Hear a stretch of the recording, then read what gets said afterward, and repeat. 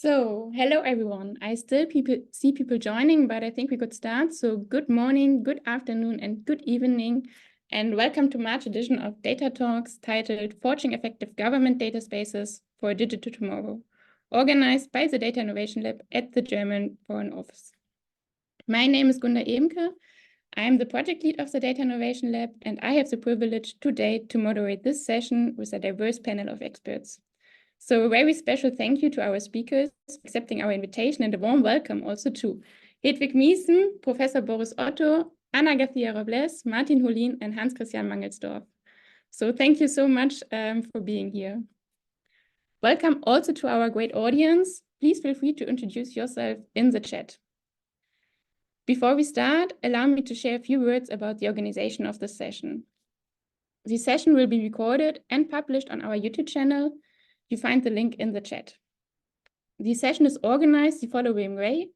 After a keynote and an introduction to data spaces by Hans-Christian Mangelsdorf, we will open the floor to our panel discussion.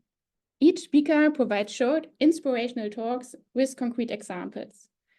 Afterwards, we have a Q&A session with the audience. For the audience, please feel free to post your questions in the chat, and I invite the speakers to also react to the questions directly. And also, before we start, allow me to share a few words about the Data Innovation Lab. The Data Innovation Lab is an innovative collaboration between the German Federal Foreign Office and GovTech Campus Germany that has been established last year.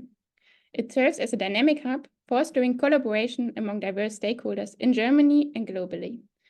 We organize data talks or deep dives like our Foreign Policy Meets AI workshop worldwide at our embassies, but also organize AI diplomacy challenges. For example, our last one, at our last challenge, we created a prototype, a chatbot for diplomats for international negotiations. But now let's jump into today's topic, data spaces. Data spaces are defined as a federated open infrastructure for sovereign data sharing based on common policies and standards. If successfully implemented, a data space can support the collaboration and sharing of data between and within local, regional, or national governments or groups with common interests. Thereby, data spaces function as a central hub for the exchange of data, ensuring compatibility, privacy, and compliance with regulatory standards. In the next 1.5 hours, we will discuss questions like how do governments and international organizations work with data spaces, what approaches are the most efficient ones for governments, but we will also discuss unforeseen challenges and obstacles that have emerged in the creation and maintenance of data spaces at a technical, ethical, and legal way. To start the discussion, I would like to open the floor for our keynote and host today. So welcome Hans-Christian Mangelsdorf, Chief Data Scientist at the German Federal Foreign Office. Dear Hans-Christian, the floor is yours.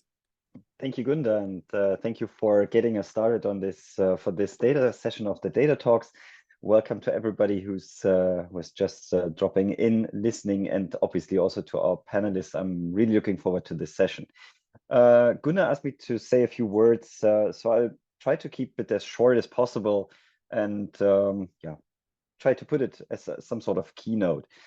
It is about 2-3 years ago that the German federal government started to really deep dive into what is data governance, and to a certain extent also into matters that are related to artificial intelligence, turning what has been published in strategies across government since since about the mid-2010s into reality. So while each and every ministry nowadays has a data lab, has a data end or AI lab with quite a number of people working there on a daily basis, working on data literacy, working on technology, working on specific use cases. One of the main obstacles still remains, and this is all about data sharing and tapping into data that is already existing at federal level or even at the level of federal states, or going even further at the local level. So while we are today in a situation where the tool set is generally available for public administration to turn data into analysis, to turn data into something that can influence and shape policymaking, be that foreign and security policy or mobility, energy, food and agriculture, etc., etc., we still lack this ability to really combine the data that is existing to harness the full potential of those data silos that exist in various public institutions. Now, you could argue that the easiest way would be to take this data and simply put it on one big heap and try to unearth the potential and to remove all the obstacles. Obviously, in a government structure that is firstly highly federal, like a number of states are organized, and a situation where individual ministries might have significant interest in keeping their data sovereignty, at least over part of their data.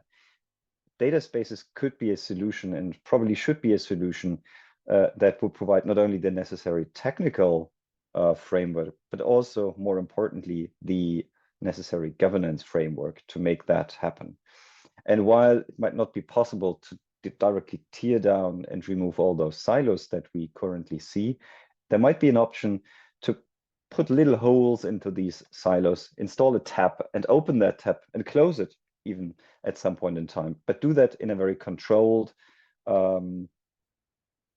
transparent and well, compliant way. Now, I'm actually looking forward to this session today because we at the Ministry of Foreign Affairs are just about to start that journey where we would start with our own data that we are currently managing, that we are currently using on a daily basis. Then that could be everything from data about staff to data about embassies abroad, information that is coming in, to visa statistics and well, project funding that we are distributing on a worldwide level. So this data talk comes very timely to discuss those challenges that remain. And again, I think those challenges might not be so much at a technical level, but might be rather focused or rather concentrated on the governance level.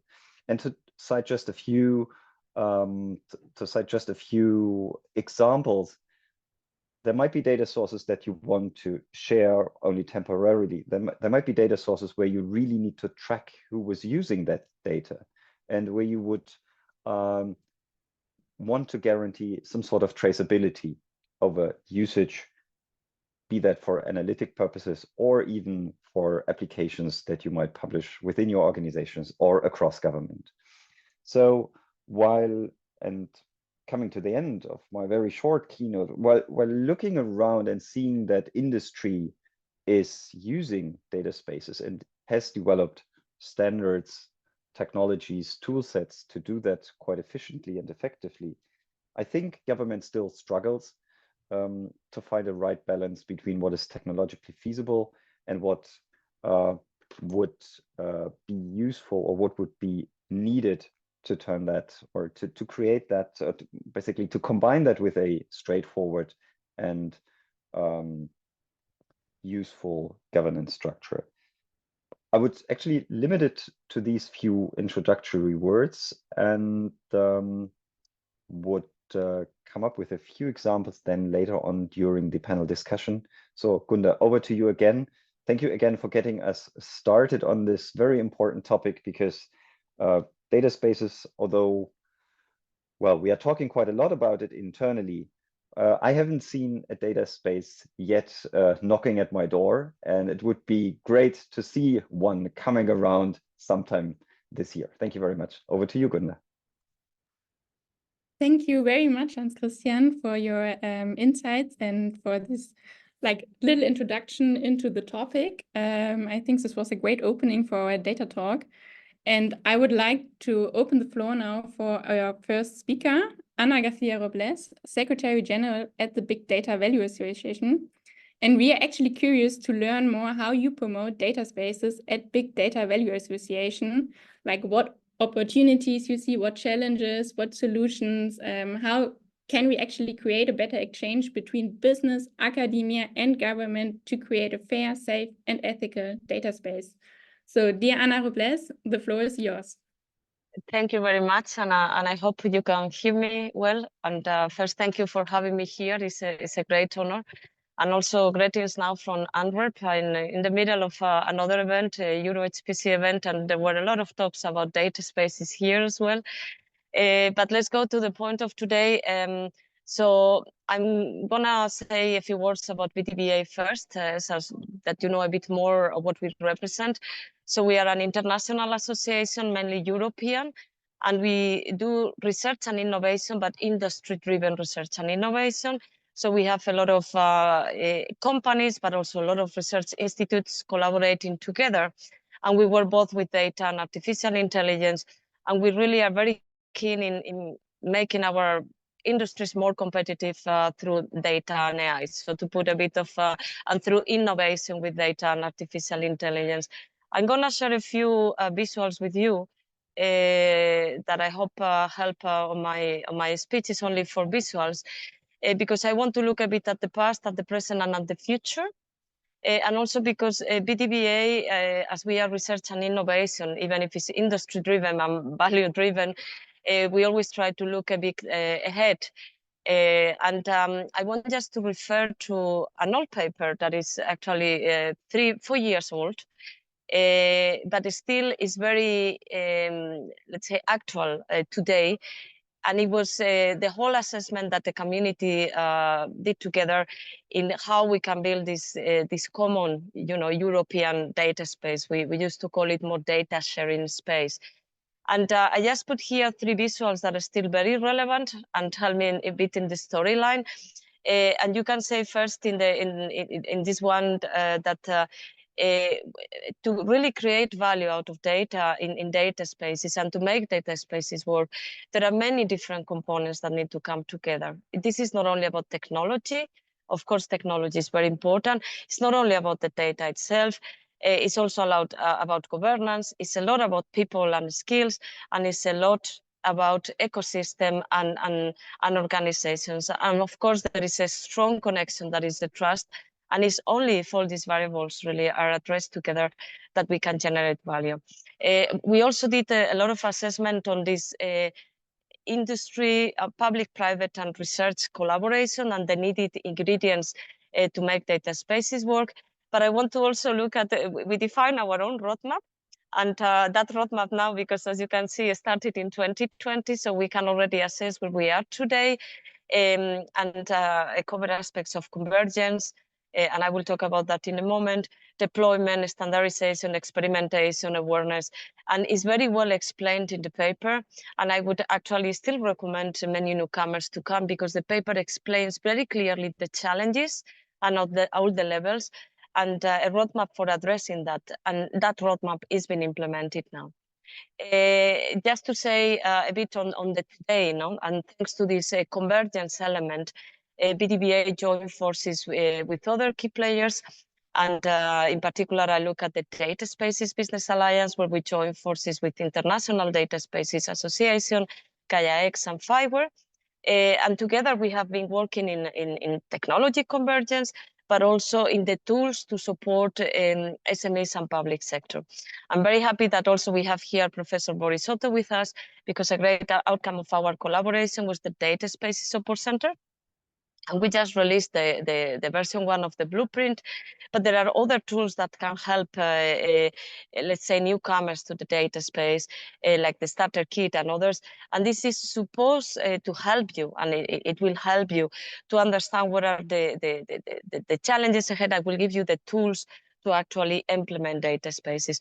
For BDBA, the part that has been more relevant, the part that we have put more resources in everything that has to do with the data value creation.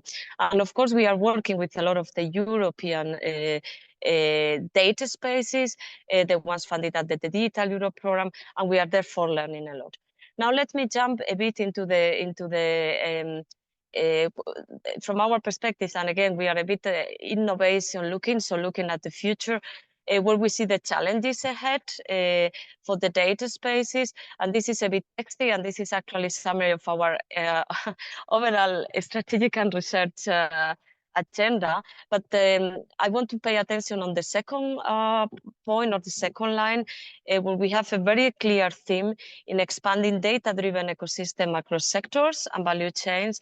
and where we really see that aspects like work in different levels of interoperability, how to look for synergies, how to really look for global collaboration, and how to bring AI into in particular generative AI into data ecosystems are topics that we are addressing at this very moment. But also I want to maybe here stop what are the current things that in BDBA promote and are collaborating with together. And that's of course once you have a data space established, but we are looking, for instance, at the AI Act and how the importance of data quality and how really data spaces can be a tool to somehow make sure that the applications can address or access the data that brings the quality from the AI Act perspective, not only the data quality as we have known more traditionally. We are also looking at aspects of how we integrate or how we use more in generative AI now data spaces, and how great data spaces can also provide a tool for bringing trustworthy data for generative AI, or also aspects of synthetic data, and how also data spaces can help us to distinguish the synthetic data that is really valuable for the one that can be more fake, just to say it very openly. So in that sense, we are looking a bit ahead. And last point from the BDBA perspective, as we really believe very much in innovation, one aspect and one challenge that we see these days, so the infrastructure, the technology is really at levels that are already very, very mature. I suppose Professor Borisotto will give a lot of information around this, but still we need to work a lot with the users and with the SMEs and also the public sector.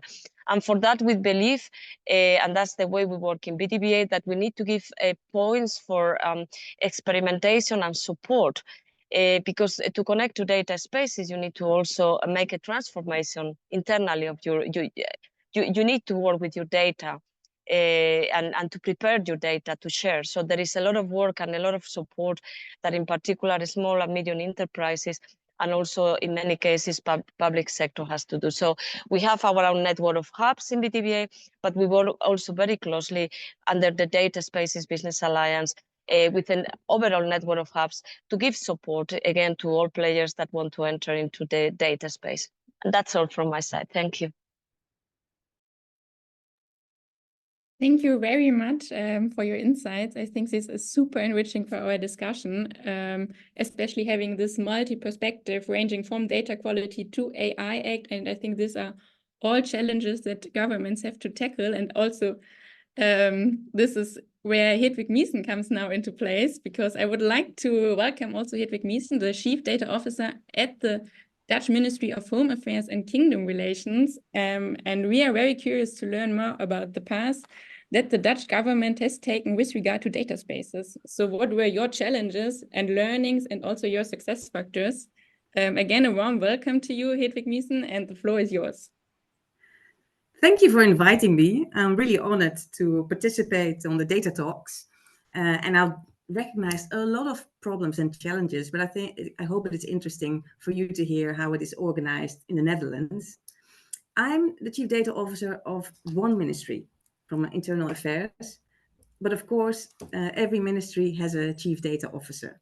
We all work together in a Chief Data Officer board, interdepartmental, and we work together. But so how does the Dutch government really organize this? Does the governance concerning data spaces? Actually, we had elections and we have an outgoing cabinet, and in the outgoing cabinet, we had a Secretary of State for Digital Affairs. We don't know if she will come back, and she was very ambitious to coordinate all the digital affairs and the data affairs. The new cabinet, we don't know. In the outgoing cabinet, the Ministry of Economic Affairs had the lead in innovation and stimulating data spaces, especially international data spaces. Of course, we also have Dutch data spaces.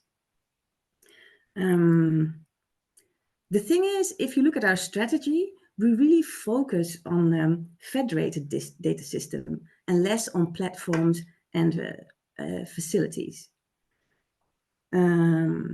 I think our Ministry of Health, Public Health, is very active in the public health data space and also in the mobility data space, European data space. We are really working hard.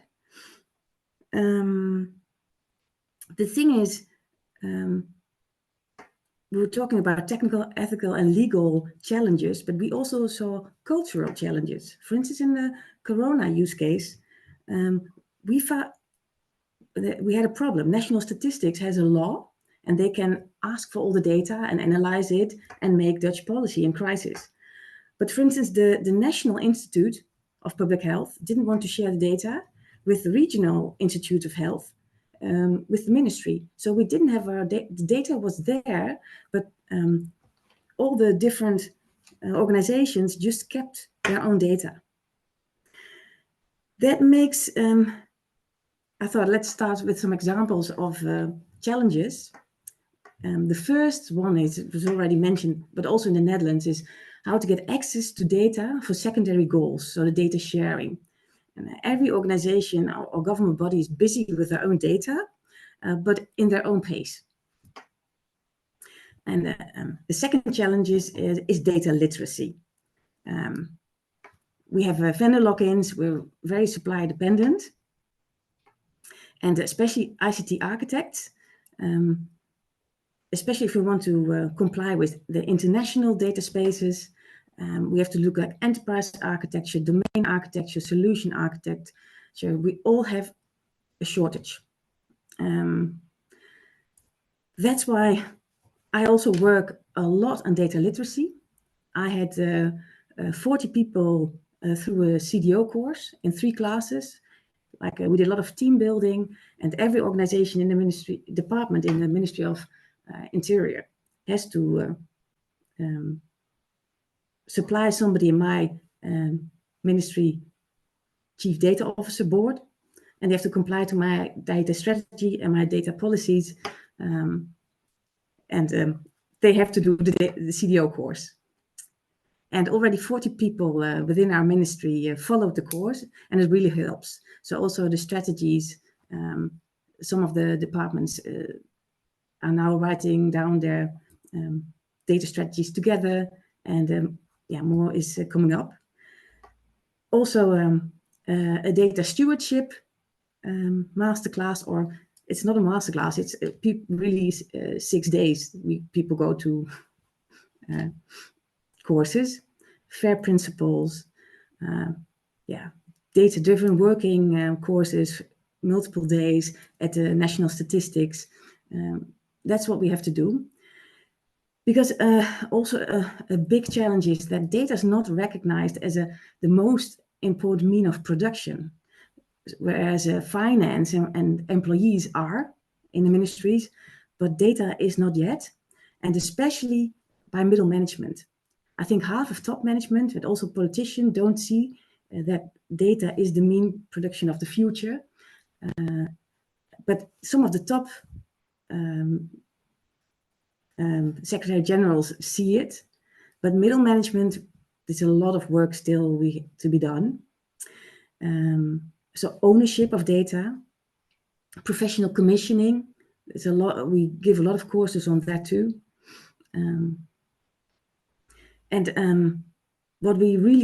What the strategy is also for especially if you focus on the international European data spaces, is to look at definitions and at reference data and look what the global unique identifiers are already available to comply with the 130 semantic types.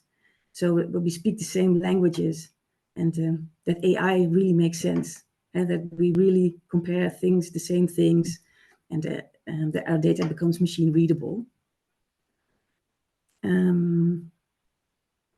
Yeah. Do I still have time? I think we don't have so many successes yet in data spaces, but I think the high value sets of the European Union, that's also is most successful in the Netherlands, the geobasic registrations. And also the registers and the statistics of national statistics are the highest quality data from the Netherlands. That's kind of the master data and the reference data of the Netherlands, which is most reused and shared. Yeah. And I think I would like to leave it with that. And I'm very curious what if there's questions, then I can talk about examples more. Thank you very much. I think these challenges are super useful also to understand like the challenge of a data space and also the need of a data space for governments, having in mind that elections may occur and also this cultural change within the organization is needed that you have addressed. So thank you a lot. And I'm curious now to listen to Professor Boris Otto, who is an expert on data spaces and the director at Fraunhofer Institute for Software and System Engineering and chairman of the board of directors at Fraunhofer ICT Group. Thank you so much for accepting our invitations. So now we would like to hear from your technical expertise as an information system researcher. Why do we need data spaces? How do you design effective data spaces? How do good ecosystems work? Like all these different factors that are relevant for setting up a good data space. So Professor Otto, the stage is yours. Thank you very much for the invite.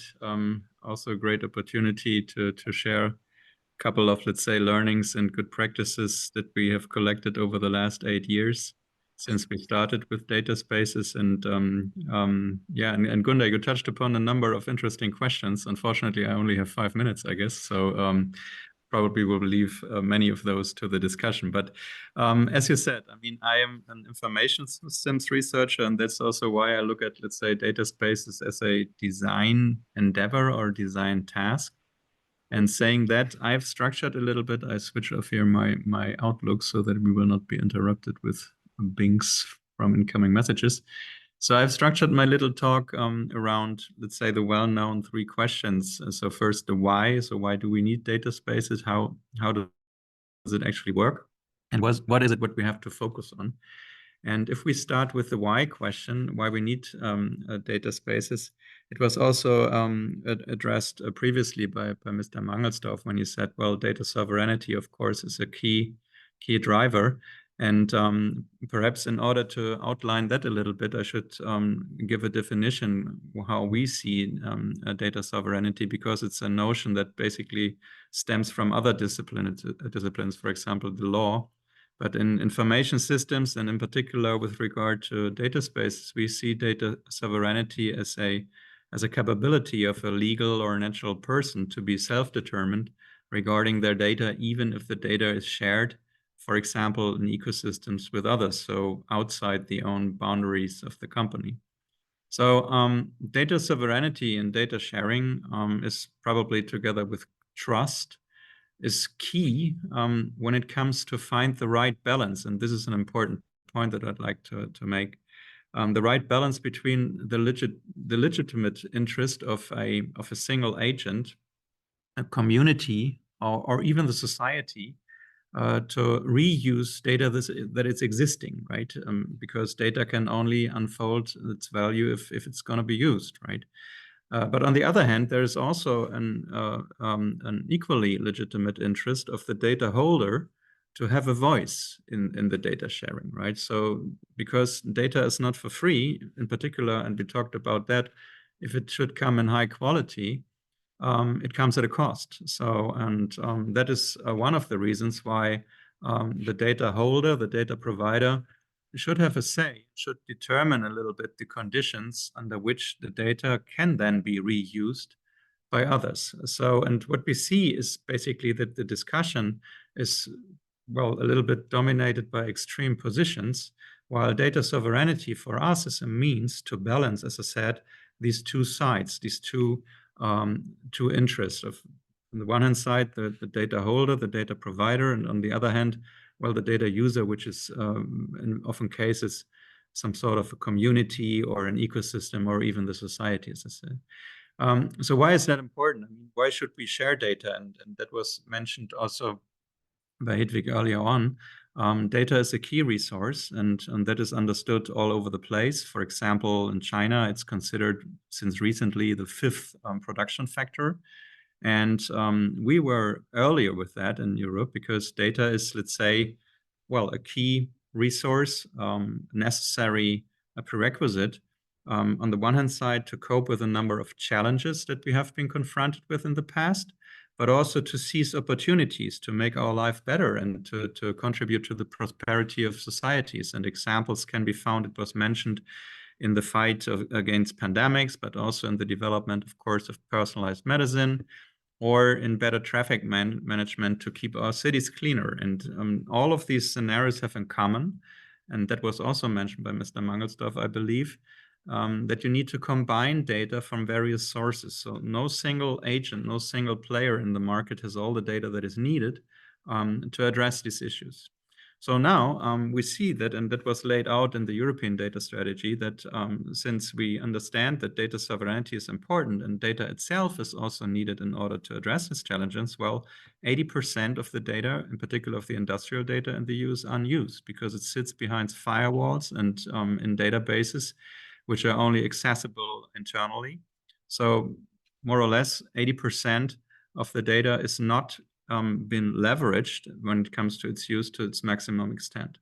So now, what can data spaces do there? And I'd like to now come to the second question, so the how question. So how does it actually work? So for those of you who are interested, in the end, in a narrow sense of the definition, a data space is a data integration architecture which goes without a common database schema. So you don't need to basically force everyone to stick to the same schema requirements. And more importantly, it goes without a central data store.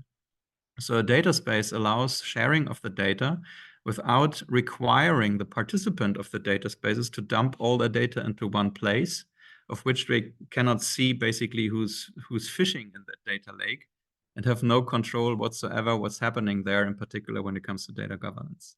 So in fact, in a data space, as mentioned, the data providers decide under which conditions, if at all, their data can be used by somebody else. And on the other hand, the data consumer, the data user, can then basically also trust the fact that the data stems from a trusted source. So also, not to make it too long a story, but the first, let's say, papers on data spaces have been written like 15, 20 years ago.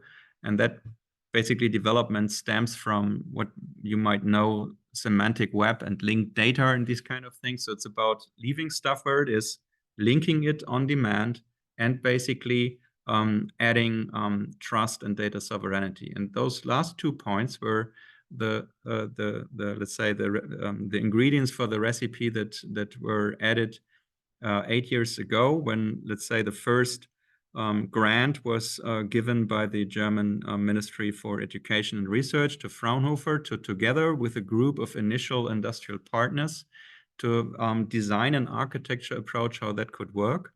And that basically led to the foundation of the International Data Space Association that was also mentioned by Anna.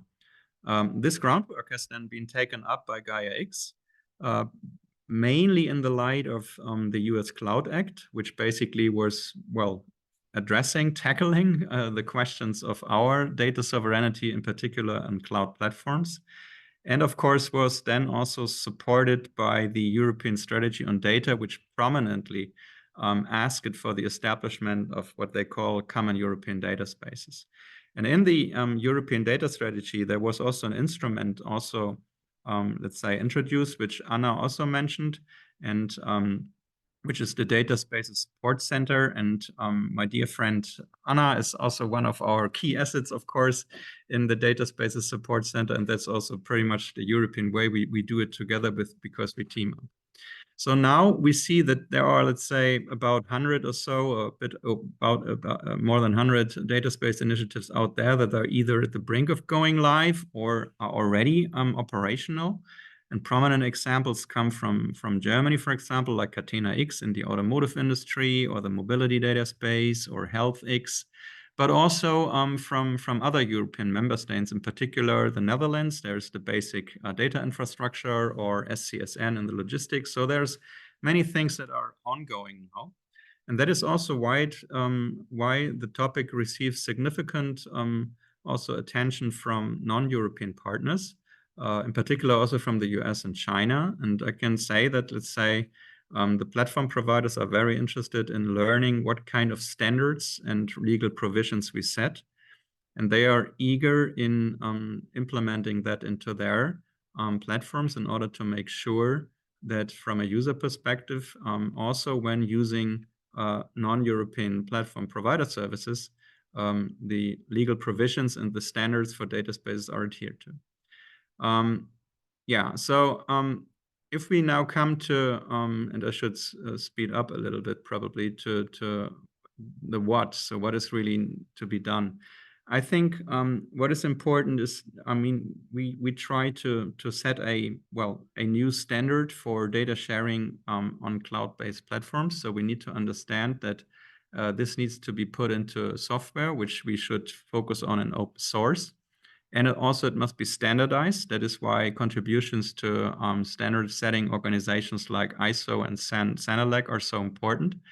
But more importantly is, and that was also mentioned by Mr. Mangelsdorf, that we should not focus too much on the tech side, because that's converging. And there are commercial offerings of companies that you can just call and ask them, well, I need a data space, please switch it on for me. And then you have it like in, let's say, the next day or so.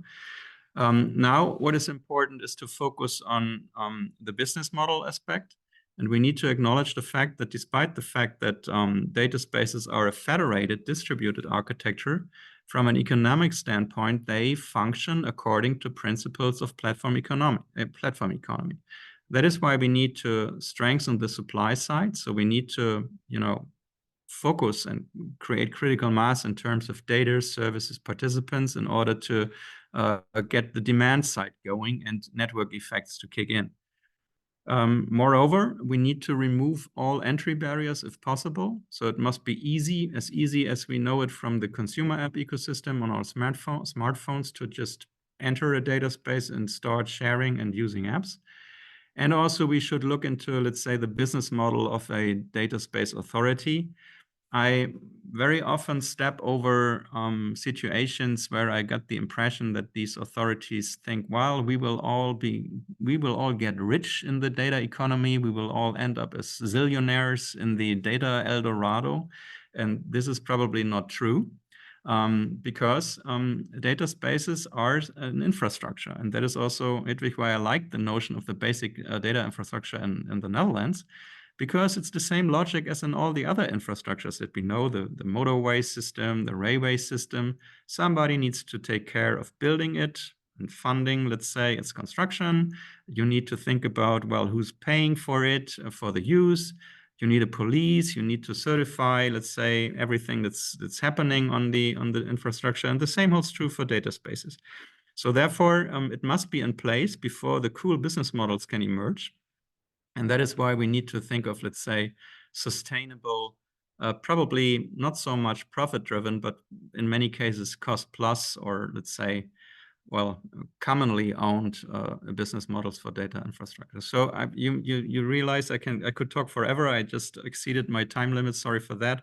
But I should stop here then, and I'm happy for questions and looking forward to the discussion. Thank you. Thank you very much, Professor Otto. I think this was super important, especially like this link between the why, the how, and the what, and that so much data is unused. I think this is especially true also for governments and for the public sector that don't have data spaces yet, and that we need to also put this business model aspect at place, the infrastructure aspect. Yeah, thank you so much for your time and for sharing this. Our last speaker is Martin Hulin. Martin is the director at Program Digitalization and the Common Good at the Bertelsmann Stiftung. And in your role at the Bertelsmann Stiftung, but also in many previous positions, you are following European efforts in the area of data spaces. So we are interested also in your assessment. Do we need a new European vision of shared data spaces? Like, what is needed for data spaces to be successful? What government frameworks are needed for data space? Martin, I'm really curious, looking forward to your words. The stage is yours. Thank you very much, Gunda. And thank you also very much for the invitation by the Ministry of Foreign Affairs, for the keynote, Mr. Mangelshoff, and of course by the previous speakers. Yeah, it's a tall order after having heard, you know, these very, very insightful already and thought-provoking interventions previously and the knowledge shared. Maybe quickly a few words about the foundation. We are basically the biggest independent foundation and think and do tank in Germany. Roughly 350 experts working on topics across health, education, sustainability, and the economy, while always keeping in mind this connective tissue of the digital realm. And before my time at the Bertelsmann Stiftung, I was actually one of the co-founders of the Global Data Sphere Initiative, where we put a global network together of data governance aficionados, but also in a multi-stakeholder effort of trying to demystify exactly this challenge that we're all facing. Because at the end of the day, the data space challenge is a people and competency challenge and a trust challenge in itself.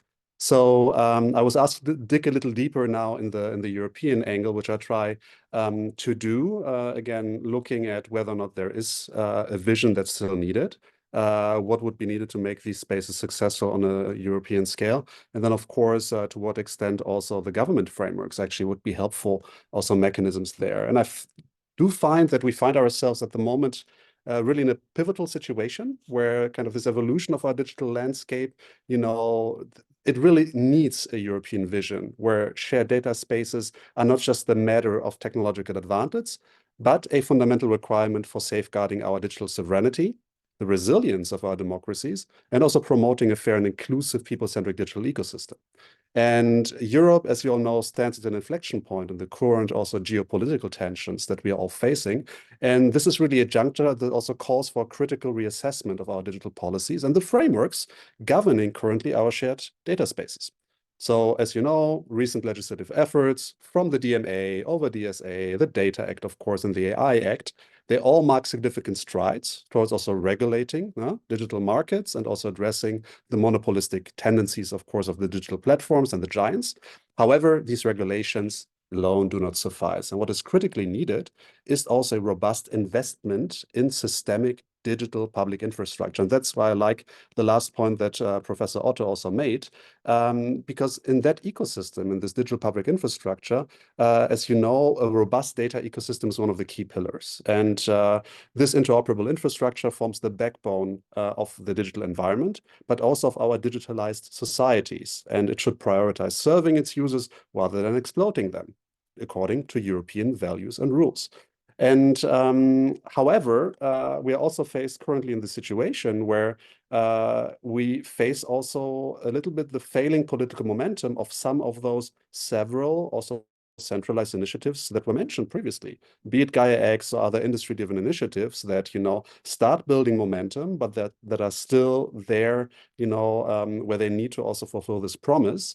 And they're not currently being perceived as political wins on a European scale just yet, where, again, the question of the vision comes into play and the systemic thinking of it. And this political vacuum is a challenge also of building competencies in the public sectors, actually, to trickle all of that down. And one thing that I would like to throw into the mix also for the discussion is to what extent also many of these decentralized efforts that are taking place also across the entire ecosystems could actually fill some of that vacuum at the moment. And for European data spaces to truly succeed, we really must envision a framework that transcends mere regulation, as mentioned, must be more holistic, including much more experimentation, significant investment in digital infrastructure, and also fostering a healthy open source ecosystem from the get-go, and also empowering a wide array of stakeholders, from independent open source community, or the public and educational institutions. And these stakeholders should not just be mere spectators, but active participants, making their hands dirty. And the data lab approach is really one of those, I think, wonderful examples, but we need so much more of these. And also a harmonization and this kind of spirit of interoperability of all of these efforts that we are putting forward, because they're shaping our digital future. There have been calls of upwards 10 billion investments that would be necessary. And I think they also underscore this magnitude of commitment that would be necessary also to achieve digital sovereignty based on digital commons, public digital infrastructure, however you want to frame it. And this is monumental, and this is not a small effort. And we should also tackle this as such. And I think there's a chance for Europe to lead by example, showcasing how technology could be harnessed for this greater good, which ironically enough is also the description of our program and my title, but it really is ambition that still needs to be proven also that it's actually feasible. And a final point that I wanted to make is also an anecdote that I found quite striking from a European perspective in the past few weeks that does not have directly something to do with data, but indirectly. And I want to mention it because it focuses also on this competency and awareness challenge of functioning data spaces in high decision-making circles in Europe. And I wanted to share it with you because, as you know, there was this recent turmoil in the run-up to the conclusion of the Artificial Intelligence Act in Europe. And I found it very, very striking how stakeholders, including high-level governmental representatives, rushed to the conclusion that there's a need to recreate the American hyperscalers for AI because we missed that during the platform era. And this, of course, was also the result of massive lobbying narratives by some of the few European AI champions that were there. And what I found striking and also missing was this, it was a reactive stance in many ways. Let's react to what is actually happening that is outside of our control. And what I was missing was this proactive vision also from a European point of view, saying, what would it take to truly create these pan-European data spaces to be used with the very heterogeneous data treasure that we are all sitting on, that also the previous speakers have mentioned, are already starting to be harnessed in order to train these AI models that align with our European values and also align with the ideas of self-determination, but also have a competitive edge in the global geopolitical competition, unfortunately, also against the US and in particular against the Chinese. So in conclusion, because I'm sure I'm running out of time, there are lots of wonderful initiatives ongoing, as mentioned by Professor Otto, Mrs. Miesen, and Mrs. Robles.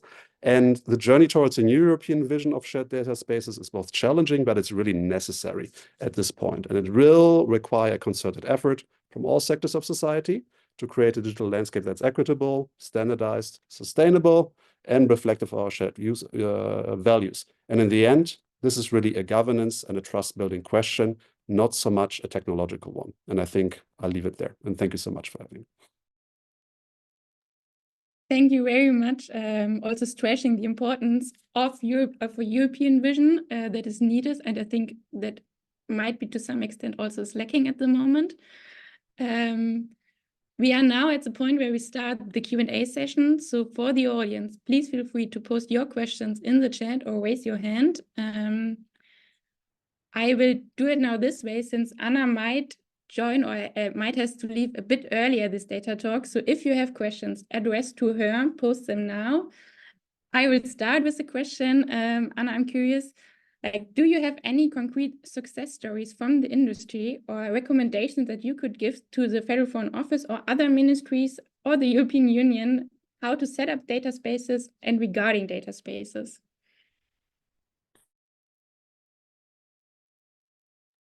We cannot hear you. Now, it took me a few seconds. Sorry for this.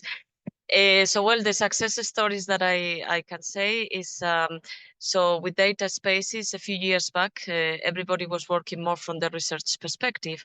And now what we are seeing really a lot of interest, in particular, I have to say from large industries. So they are really committed. They are putting a lot of resources. And that means that it's a lot of business, that they see business. And the same ones that 5 years ago, they were really working on, as I said, more on the pre-commercial. Now they're putting a lot of emphasis in all the projects. So Professor Otto was mentioning Katina X, but all the series of projects that are being now developed under the, let's say, the Gaia or the X umbrella, no? And for me, that's success, because when businesses really move resources is because there is business. So they see that this is something, so when companies put resources there, means that it's going in the right direction, no? And that's not one company or two companies, is the majority of the large companies we collaborate with. They have a lot of clarity on this direction. So I hope this helps. I know it's very generic. It doesn't give you the answer of you have to do this. But in my perspective, by looking at what has happened in the last years, that's success story. Maybe just to put on the other side, the part that I see, and that's very aligned with other speakers, the part that I see that still we need to work more is the business perspective, but in particular for those ones I have to see the small ones. So I remember already in 2014, we were working in what we were calling data incubators, just to somehow educate people in data sharing, in the value of data sharing, the appetite of data sharing. Just before going to, I want sovereignty, I want trust. This is more connected what I was said before, also of seeing data as an asset to generate value, no? And therefore, and I think we did some work in that area, but it still is. It's a lot of what to do with all the data spaces we have been working at the European level. The most complex part, and it's just not technology, is really to bring all these users, the ones that are not still educated into the data economy and data-driven innovation. And it's where we really, I think it was also mentioned, the aspect of the experimentation, really need to be solid investments, not only in building the infrastructure, it's like, but also making sure that people can use that infrastructure. It's like building a telecommunications company or network without selling mobile phones, no? So, I mean, or selling the mobile phones, but not giving the people the skills to use it, so to speak. And I think we need to invest a lot in that area. Thank you. Thank you very much. And also for stressing against the point of like data literacy or capacity building with regard to data spaces. I'm curious to learn more from Hans-Christian Mangelsdorf, like what approach are you doing at the Federal Foreign Office? Do you invest in capacity building? How do you bring your employees on board? And what is your vision also regarding data spaces? Thank you, Gunda. Happy to elaborate a little bit on that one. Basically, it's a triple approach, and I'm seeing colleagues from other German federal government data labs also here in the audience. So maybe they have to add something, because we're collaborating quite intensively across government. Thank God that we do that nowadays. So it's basically, the first one is technology. I'm not going to dwell long on that one. I mean, obviously exploring technology, writing code, writing applications, etc., etc. The second one is really creating the necessary pieces of regulation. That could be a data strategy for the Ministry of Foreign Affairs that we issued last year, or an AI charter that we are in the process of finalizing, and accompanying documentation that would, of course, be inspired by what is out there at the European or international level, simply not to duplicate, but just taking what is there and making it fit for our own purposes. And thirdly, it's a lot of data literacy that we do for the ministry as such. I mean, it's basically on a weekly basis that we are providing pieces of information, small appetizers, half an hour, 40 minutes, 45 minutes, to simply get people acquainted. And then finally, we as the Ministry of Foreign Affairs, we are also providing a government-wide platform called Plane that we actually created, and it's out there available, and is going to be available in an elaborated and improved version towards the end of the year, because we thought it might be extremely useful to provide the set of tools that you really need to create a data space in a way. And our vision behind that is a bit like a house in a way, where everybody still wants to have his or her own apartment or her own room, wants to be able to close the door and say, no, I just need my privacy. I just want to do some strange things or good things or whatever. But also having the opportunity to meet in the big kitchen and to share, to discuss, to co-create, etc. So very much in the sense of creating a necessary infrastructure. And I think it was who was it actually? I think it was Professor Otto who mentioned that aspect, that data spaces could be easily compared to infrastructure. And yes, I would agree. I mean, without the infrastructure, you're basically lost. If you don't have a trusted infrastructure that is easily available, it's really difficult. And we are seeing some use cases across government where we are trying to put together data from various line ministries and then using that data for a specific use case. But what typically happens is that static data is being put on a dump and then transformed into a dashboard, which is certainly not the idea behind having an access point based data space where you have immediate control about who is using the data, how it is being used, where it is being used. So infrastructure is key. But then, and this basically brings me to a question that I would have to colleagues in the audience, but also to my dear co-panelists here, is how to build actually trust, how to get a data system, a data space started, because the technology is there. You might expect that within a larger organizational structure like a government, that there should be a necessary degree of trust available, but still getting it up and running seems to be a tremendous amount of work. And I'm looking over to Hedwig to The Hague as well. Maybe you have some insights. I mean, it could be top down, it could be bottom up. I recall that Martin mentioned aficionados, data aficionados, which is a nice expression, sounds very good. But where to find them, how to cross that barrier of trust, because again, I think it's not the technology that is not there. An open question. Maybe the audience wants to react. I think as many parties, I would like to react, as many parties are working on the trust standards, European, and I think the logistics and mobility data space already chose iShare, I think. And we are still studying that as a government, whether we're not getting into a vendor lock-in again, and also if we can comply as a government ourselves to this iShare trust system. So it's also learning by doing, and also getting started and failing and getting better and better, because it's new. That's what I can say. And so we feel responsible to do something, but we cannot completely oversee it if this trust system, if it's fair, if we can comply ourselves, if little vendors can still comply to it.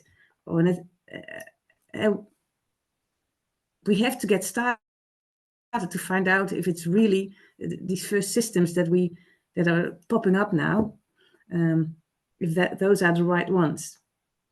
I mean, if it works, and what is our role as a government to keep a fair playing field. But we haven't done it so many times before, so I think it's good to do it together, and also use European funding for that if it goes wrong. Because also in the Netherlands, we've seen with a lot of digital initiatives also went wrong.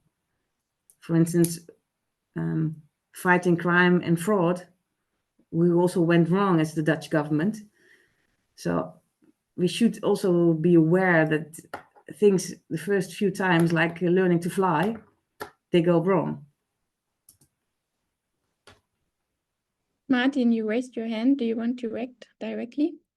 Yeah, if I may, and I think it's a very relevant point that Hans Christian also mentioned, because I mean, trust is, I think, at the core of this question, and building trust is a conundrum. You cannot build trust. You need to gain it to a certain extent, and that goes through ongoing dialogue and also the reliance that, to a certain extent, the infrastructure approach would also provide.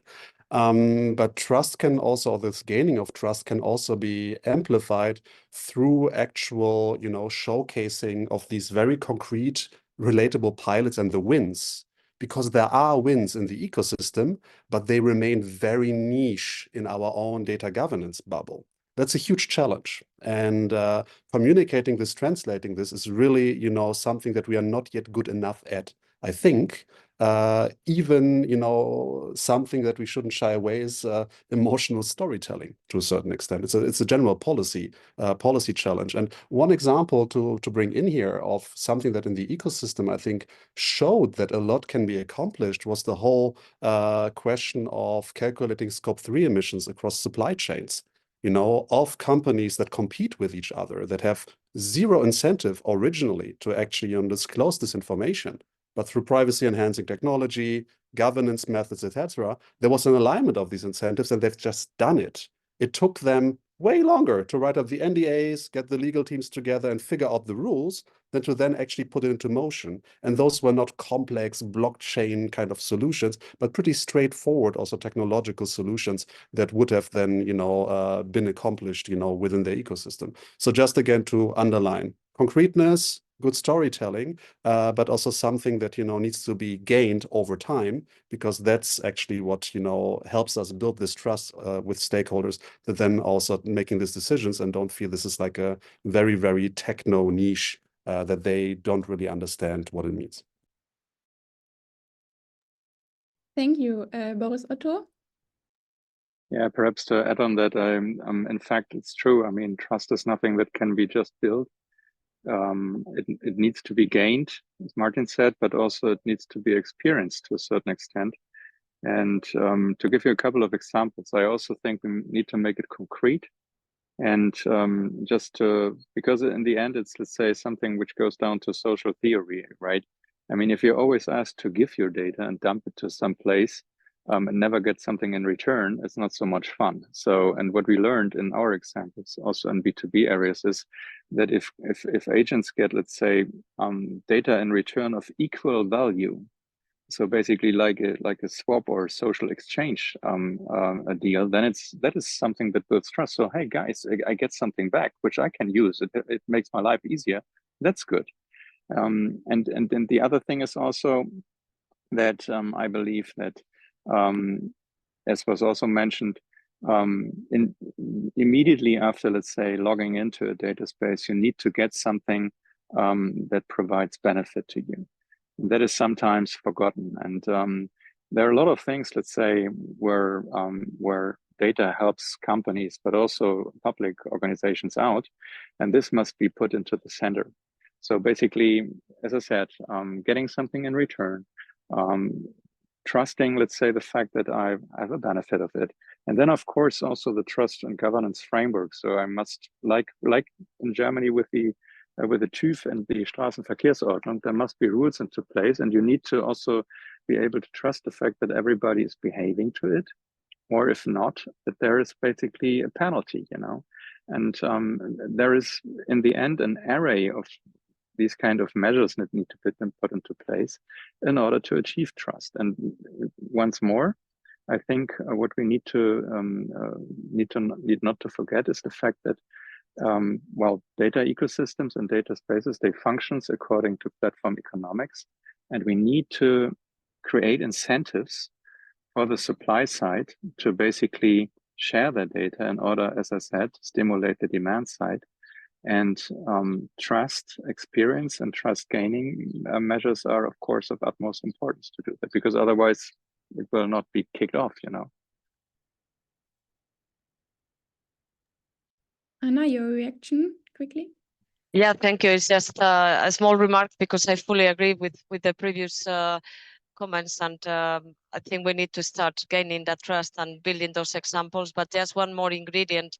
In data spaces, besides the technology, we build a governance framework. And as part of that governance framework, we build this sense of community.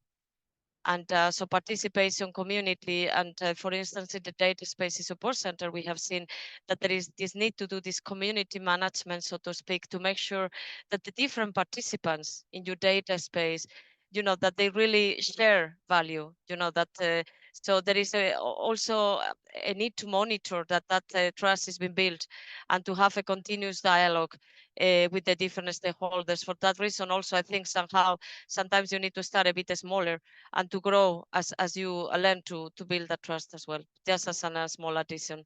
And also just to say, I will have to leave the panel now because I have to speak in public now physically, but I really thank very much the organizers, and the other speakers have been really fantastic interventions, so I have learned a lot, but apologies, I have to leave now. Thank you very much that you take the time to be here. It was really, really insightful. Thank you. Hans Christian. Yeah, I simply wanted to pick up one thing that came to my mind, and again, maybe colleagues who have more practical experience than we do have could share a few thoughts. And I'm also looking over to Professor Otto for maybe for some hints or some remarks to that one. I mean, you could assume that the data the data space that pretty much follows, and I agree, follows according to platform or network economic logics, could benefit either from, and I mean, this is an open question. It could either benefit from a central authority that is kind of stimulating that platform, that is stimulating an ecosystem. But again, that raises a number of questions. Who should that be? Let's say in a government context, how is it funded? What's the status? Is it like a primus inter pares, or is it really some sort of benevolent dictator somewhere in the middle? Or B, you would try to rely on network effects that would kick in at some point in time. But again, then, like with those network effects, it needs to get started somehow, right? I mean, finding the right trigger if you want to avoid such a central position of somebody animating or kind of entertaining this group. Yeah, perhaps if I may, because you mentioned my name, I think this is what we see in the most functional ones, and also most promising ones. And the good news is there is an agent which basically drives the initiatives, but this agent basically itself is also often an ecosystem or a community. For example, if we take Catena X, it's basically, well, driven by a group of pioneers who have understood that basically they share the same burden and team up.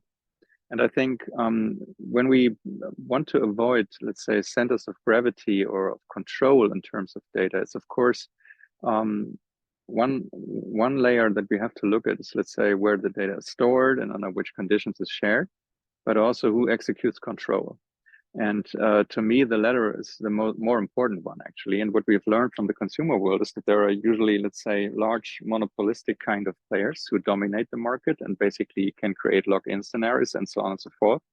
But what we see, and that's the, let's say, probably also the innovative piece, is that we have really co-opetition scenarios in data ecosystems, and that works as long as, let's say, the individual member of a data ecosystem or of this community of the pioneers or the group of the willing, or however we want to refer to them, understands that there is, let's say, more to gain than to lose when engaging there, then it really works. And that requires a clear business case, because otherwise people will not embark. And the business case could be, let's say, a private sector one, but it could also be a public sector one. I mean, we all would benefit from, let's say, cleaner cities, better traffic management, get all, let's say, the pollution out of the cities. We all would benefit from, let's say, better healthcare and more personalized healthcare treatments and medicine. So we need to identify, let's say, those, well, agents that can form this initial consortium of the willing who basically drive the ecosystem and create, well, or basically drive it through this first stage of critical mass building in order to basically stimulate self-enforcing network mechanisms in the end. And I believe that this works. There is evidence that it's actually happening. I mentioned, let's say, Catena X. In the Netherlands is much going on. We have, let's say, in France, a data space for the travel and mobility sector. So it works. And we need to identify those players who have an interest, the means, and also the authority, credibility, trust to drive forward. Enoch Tabak, you raised your hand and also posed a question in the chat. Do you want to speak? I would like to, yeah, but Mr. Hulin, if you wanted to react directly maybe to this, no? No, I raised my hand after you. Please jump right in. Okay, thank you very much. Yeah. So first come, first serve. Thank you. Enoch Tabak, my name. I'm from GIZ, and like I wrote in the text already, my observation is also a little bit that momentum is at least contested for data spaces, so to speak. And so pushing back maybe just a slight little bit also on the comment from Mr. Boris Otto. I mean, yeah, of course, there is some logic of platform economics there as well, and you need to strengthen supply side. But my question is whether there is also a need maybe to strengthen demand side, actually, because I mean, the main use case of platform economics so far has been to amass data and then to do targeted adding. That's their main use case. And of course, with data spaces, the use cases are much more nuanced, much more to the core, much more functional, and hopefully also aimed at the common good. So basically, to boil it down, I'm thinking about my professor, so to speak, from econometrics. We're sitting together and always collecting instances where we were saying, oh, it would be so nice to have a data set like this, but unfortunately we don't have it. Yes. So is there some way to systematically, you know, collect all those instances wherever we want to have those certain data sets in order to actually foster the infrastructure and the community? Perhaps if I may jump in, because sorry for, let's say, not keeping the order here, but you know, a matter of fact is also that the demand side usually consists of smaller, often startup companies which have good ideas, which are agile, but are lacking the data, and they are basically starving in terms of data. While the data supply side is usually consisting of large corporates, large organizations, also the public sector. And I agree with you. In general, we should start with what's the problem. I think there are a lot of, let's say, problems out there that, and lots of, let's say, innovation potential that we can leverage. But in my point of view, due to the asymmetry of, let's say, the data supply and demand side, I would rather say we need to push the supply side in order to make it attractive and make it working for the demand side to engage. Due to the fact, as I said, that in many cases we see that, let's say, the large data amounts and the data what's needed sits with the you know, the laggards, with the incumbents, and not so much with the agile side. The last point regarding an economic model, that is something we are working on together with Université Dauphine in Paris, and also with friends from Dartmouth and MIT, in order to, yeah, you know, come up, as I said, with an economic model for this kind of ecosystems. Also think of, let's say, what is, you know, the marginal utility of the next participant from the demand side and these kind of things. This work is ongoing, and I'm more than happy to follow up on this with you, because that is what is now needed. Yeah, actually, the last point is also a good segue to one of the notion that I wanted to bring in. I mean, clearly the question of the business case is a key one. That's what I meant with the alignment of incentives as well, because there's a role to be played. I fully agree also with this notion that there's a misperception that one will now get unbelievably rich by just getting their hands into data spaces. That's not the case, because it's not about data extraction here. But there needs to be an economic model for scale. There's no doubt about that. It's not just, you know, that we do it because it's nice.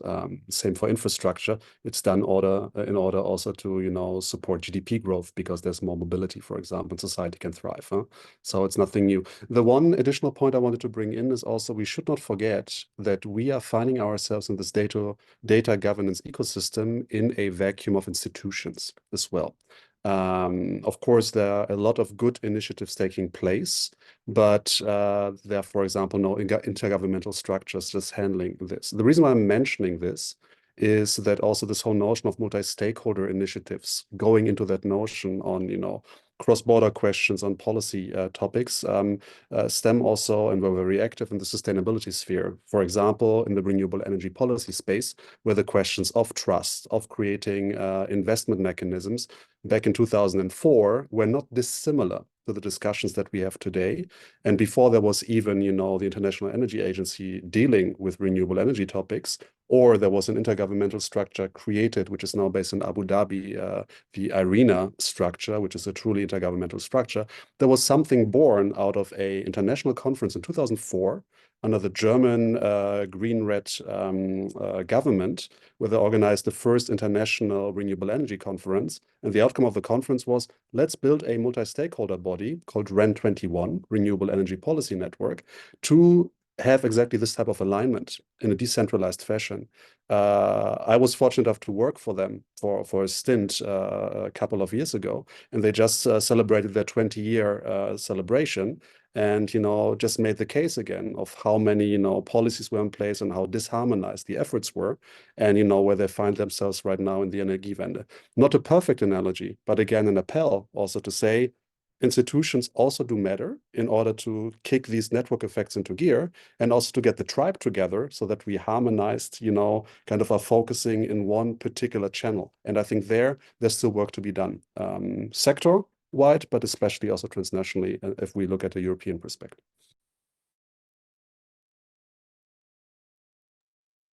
Thank you all. I think we're covering so many different aspects. I just was wondering, maybe, I don't know, Hedwig or Hans Christian, you would like to pick up these questions. Do you see any risk in setting up data spaces? So like we are all now saying, okay, data space is needed, we should do it, government should go for it, but what are risks and how do we tackle them? Hedwig, do you want to go first or shall I start? You start, and I'll. Okay.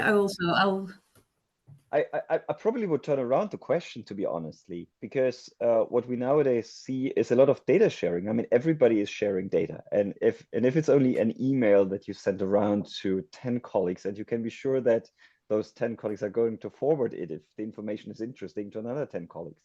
So you have basically zero control over what you're doing. Now compare that to a situation where you can really track and trace or control in a positive way who can actually access your data or the data of your organization.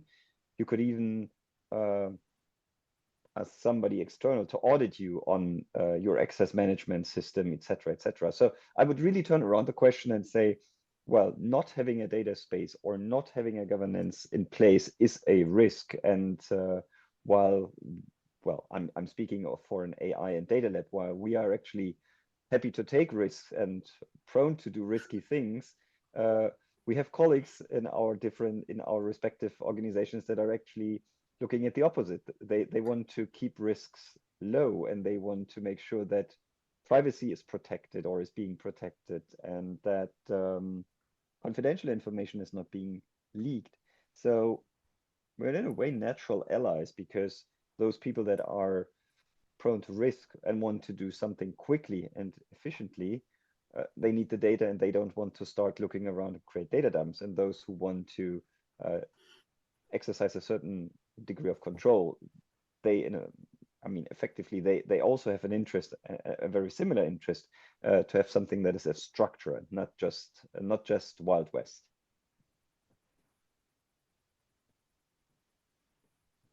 Hedwig, your reaction?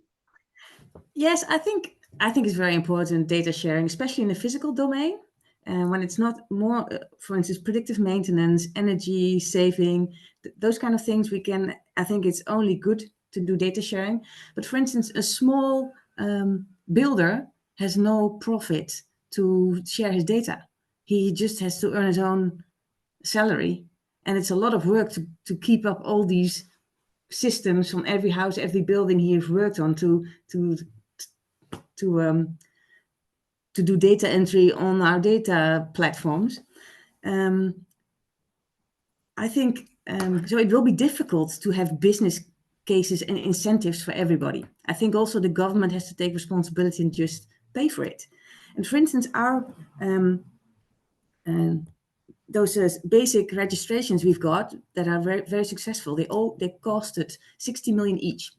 So also a risk is that we choose the wrong next registrations to manage them on this high quality, and that you waste all those 60 millions. Because it's not easy to have that high quality data and that kind of master and reference data from your country. So that is a risk. And that's why we are all working together as the CDOs of all the ministries, and also with the municipalities and the water organizations, and also with the provinces, to make sure that we choose the next right basic registrations, because it's very costly. You need highly skilled, expensive professionals to build them and to maintain them. So to keep the attention of our topic, we have to make the right choices. Otherwise, you also waste a lot of money.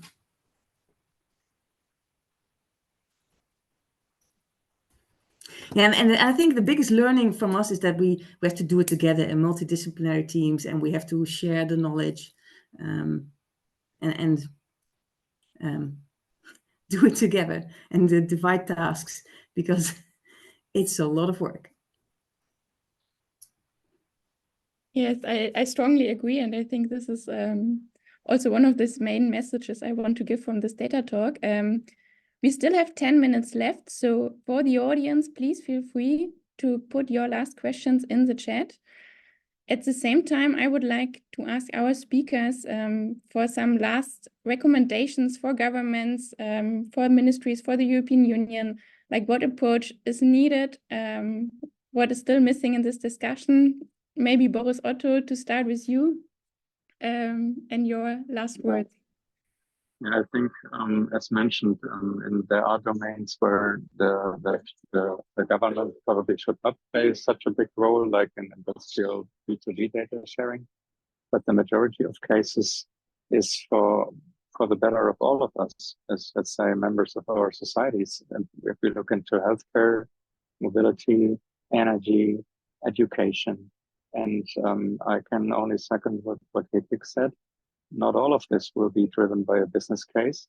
And we should think, okay, if we want to have this, and we want to seize the opportunities of data, while not being, let's say, locked in to a platform, to some, let's say, monopolistic player, then we also have to probably invest and carry the cost of, let's say, running this infrastructure, as I said, for the better of our societies and economies. Martin, your last words? Yeah, I can only agree to everything that was said by my predecessors, and again, kind of sharing this appel that we need to get better in also storytelling on why this matters, showcasing the wins that are also relatable to folks that are not experts in the field, and at the same time also not underestimate this data literacy gap that we are confronted with, where there's still massive confusion on the nature of data because it is so mystified. When you hear analogies of it being the oil, but in reality you add an S and it's the soil where then societies can thrive on. It's this whole thing where on a normative level, the challenge is a massive one, and we need to demystify with storytelling, showcasing concrete pilots and best practice and experiences so that we motivate folks to actually bet on a winning horse here, because it matters and it's actually the right thing to do, but we need to be better in translating it. I think that's the thing I wanted to maybe share as a last point. Thanks a lot. Now, Hedwig, your last points. I have no last points. Yeah, you already shared so many. Hans Christian, last words from our host today. Well, thank you very much, Gunda, for organizing this and bringing together an amazing group of people who really have to share something. This is really much appreciated. I mean, basically, my takeaway for today is, okay, let's keep on innovating and let's keep on going ahead and find like-minded colleagues in other ministries to really push this idea of having a data space, starting with specific use cases to avoid just creating data dumps and then wondering why things are not really working. So I feel very much encouraged, and the journey begins, and it's good to know that we are not alone out there, that there are colleagues whose expertise can be used to create maybe one or the other shortcut or avoid the mistakes that have been done before. And I'm seeing my good old colleague Ilya from our Ministry of Development Cooperation also raising his thumb. So I think we have to have a coffee at some point in time around this topic. Thanks so much. I think this was a so nice ending. So I would like to close now this data talk. So thank you to our speakers. Thank you to Hedwig. Thank you to Professor Otto. Thanks to Ana García Robles, to Martin, and to Hans Christian Mangelsdorf. And thank you also to our audience for listening and for asking questions. And also a big thank you to our Data Innovation Lab team. So thank you, Selina, David, Branka, Amonin, Hans Christian, and Björn. So I will close now this session, and I say goodbye and have a good evening or good day.